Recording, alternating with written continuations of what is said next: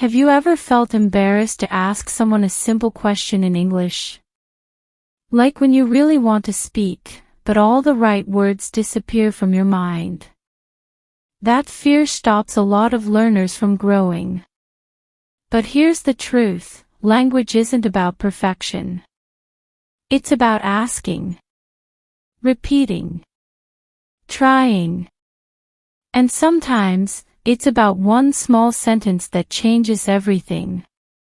One of the best ways to learn real, living English is through storytelling. Not textbook examples, but everyday moments where English is used with purpose, emotion, and memory. So if you're ready to find English in the middle of real life, like this video, leave a comment, and subscribe to Dynamic English. It happened on a Wednesday afternoon. Thomas had finished work early and decided to stop by a small cafe near his apartment. It wasn't a place he usually went. The tables were uneven, and the music was a bit too loud.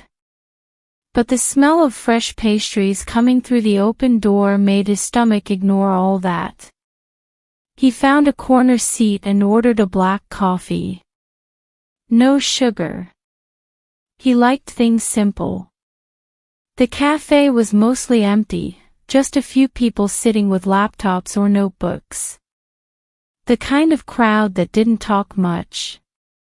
But at the next table sat someone different. She looked about his age, maybe younger, with a backpack at her feet and a small English book open in front of her. Not a school textbook, more like a phrasebook or a grammar guide.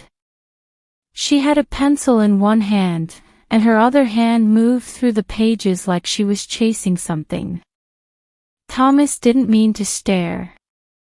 But something about the way she frowned at the page reminded him of himself, back when he had started learning French. That same quiet frustration. That same focus. He took a sip of his coffee, trying not to think about it.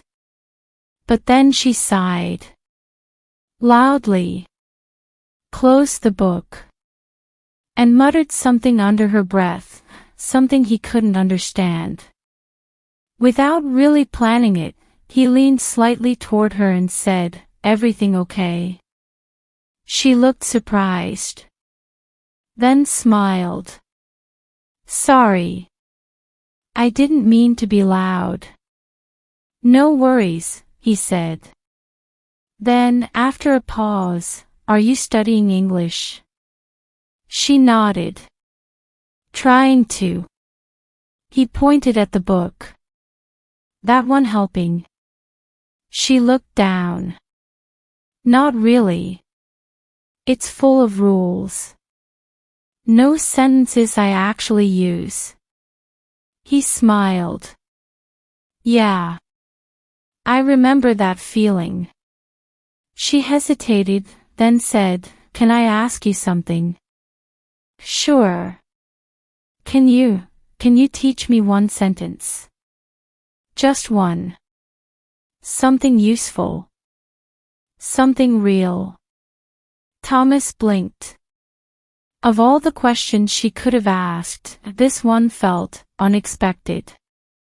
But it also made him feel responsible. And curious.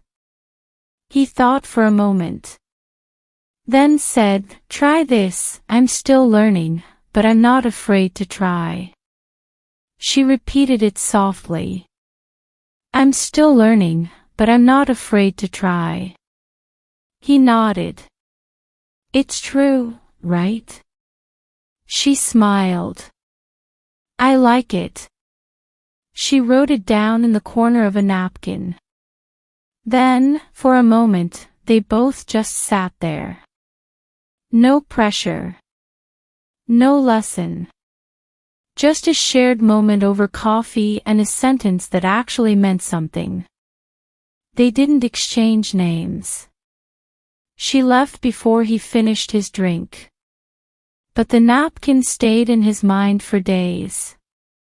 And the next week, when he passed by the same cafe again, he noticed it, taped to the wall near the door. A small square of paper with that sentence written on it in blue ink. I'm still learning, but I'm not afraid to try. In that small space, it didn't feel like just a phrase. It felt like a beginning.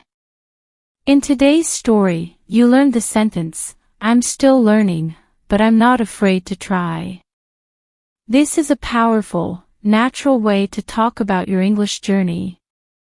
We also saw expressions like, took a sip, without really planning it, chasing something, shared moment, and felt responsible.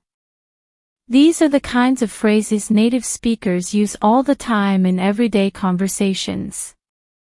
Grammatically, the story used past simple to describe actions. He ordered, she smiled, he said, and present perfect for experience. Have you ever felt? It also used small, emotional clauses like, no worries, and I like it, which are perfect for real-life speech. We upload simple, emotional English stories like this every day.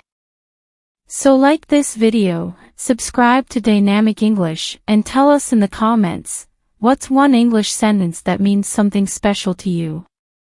See you in the next video.